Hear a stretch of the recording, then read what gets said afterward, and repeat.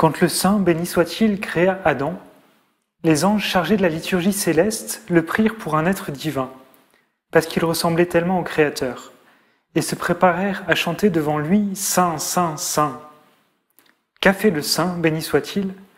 Pour éviter aux anges de commettre un blasphème, il a fait tomber le sommeil sur l'humain, de sorte que tous puissent faire la différence entre le Créateur et sa création.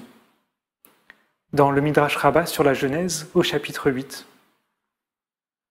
Bonsoir à tous, bienvenue à chacune et à chacun. Merci d'être avec nous pour cette 6e soirée de formation autour des MOOC du chemin neuf. Et ce soir, nous continuons avec Édouard Roberecht, philosophe juif, à découvrir cette grande tradition rabbinique, la tradition du Midrash, cette manière de lire l'Écriture et d'interpréter le monde. Ce soir, je vous propose quelques éléments de reprise sur les premiers modules du cours. Le Midrash naît d'une crise, la crise de ce qu'on appelle la prophétie classique. Entre le 8e et le 5e siècle, dans les deux royaumes, le royaume du Nord, royaume d'Israël, le royaume du Sud, royaume de Juda, se lèvent un certain nombre de figures qui vont devenir les prophètes du peuple d'Israël. Amos, Osée, Isaïe, Jérémie, qui ont pour charge de rappeler l'alliance entre Dieu et le peuple, d'appeler le peuple à la fidélité. Or, ce modèle de relation entre Dieu et le peuple va entrer en crise au 5e siècle, autour de la destruction de Jérusalem par les armées babyloniennes, la destruction du temple par Nabuchodonosor. Cette crise se manifeste de plusieurs façons dans l'Écriture. D'abord, à partir de ce moment-là, on n'a plus d'histoire continue du peuple. Depuis Abraham et même depuis la Genèse, on avait une histoire qui se poursuivait de génération en génération. Ça s'interrompt. On n'aura plus que des fragments à partir de ce moment-là. Deuxième signe, il n'y a plus de prophètes.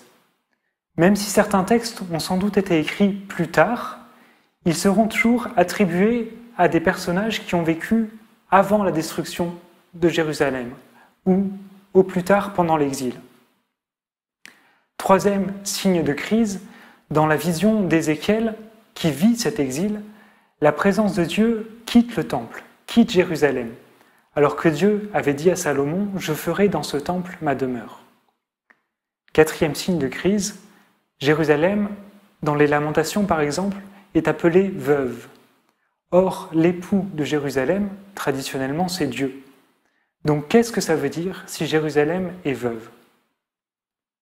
Voilà, tous ces indices qui nous disent quelque chose d'une crise existentielle, une crise spirituelle qui a à voir avec la question de la présence de Dieu dans le monde, de la manière dont Dieu agit dans l'histoire.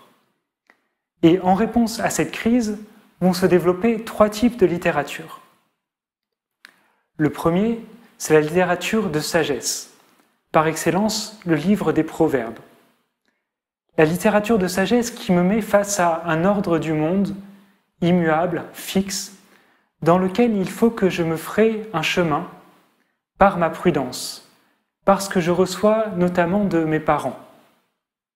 La littérature de sagesse qui va jusqu'à Qoéleth, à l'Ecclésiaste, où elle devient presque une forme de cynisme, comme pour dire que l'action humaine, laissée à elle-même, finit par conduire au désespoir.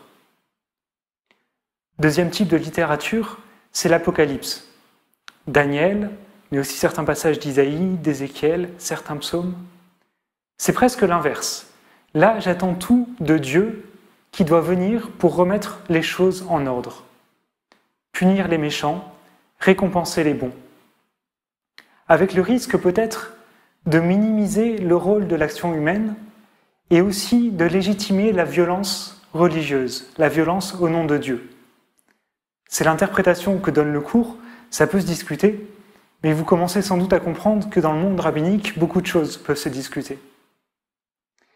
Et puis, le troisième type de littérature, dont on trouve les premiers signes dans l'écriture elle-même, c'est le Midrash.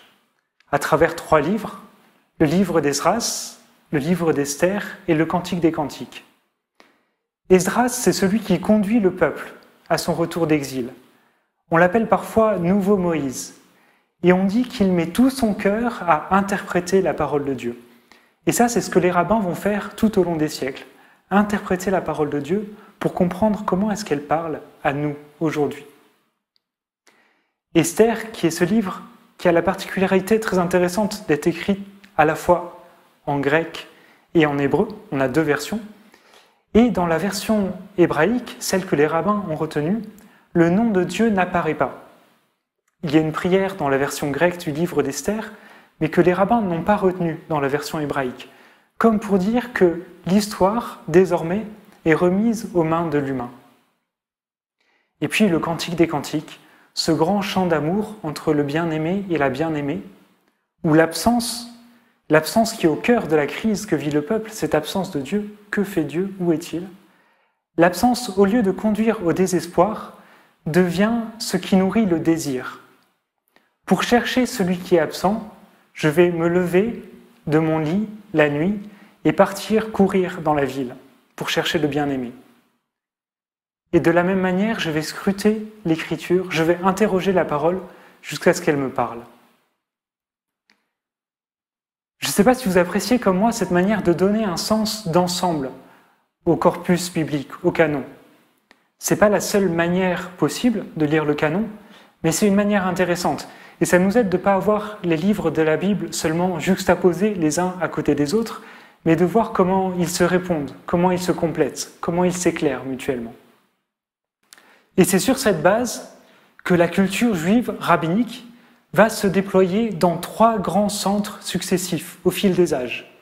D'abord la Babylonie, l'Irak actuel, à l'Antiquité tardive, puis au Moyen-Âge l'Espagne, le califat musulman omeyyade, et puis lorsque les souverains espagnols, Ferdinand d'Aragon, Isabelle la catholique, obligent en 1492 les Juifs à choisir entre la conversion au christianisme et l'exil, l'expulsion, c'est l'Europe centrale, et en particulier le royaume de Pologne, qui devient le centre de la culture juive.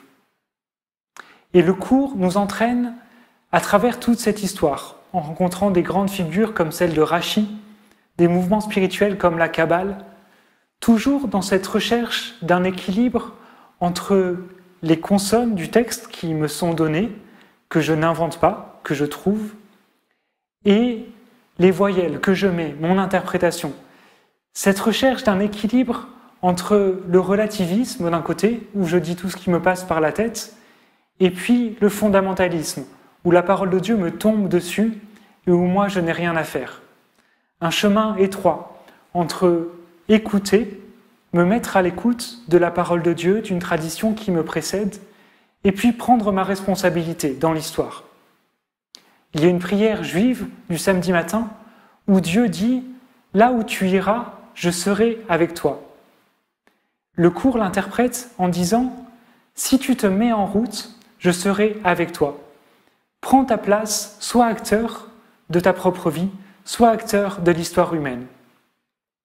Et c'est en suivant ces principes que le cours nous guide à travers l'Écriture, dans les récits de création, puis dans l'histoire de la tour de Babel, celle de Noé, celle d'Abraham, l'échelle de Jacob, Joseph et ses frères, l'Exode. Toutes ces réponses plus ou moins maladroites que l'humanité tente de donner à l'invitation faite par Dieu dans le premier chapitre du livre de la Genèse, au verset 26. Faisons l'humain à notre image et à notre ressemblance. Voilà, je vous souhaite beaucoup de joie dans la suite de ce parcours. Faites-nous des retours par mail, dites-nous comment vous vivez ces MOOC. Bon chemin dans l'avant et à la semaine prochaine.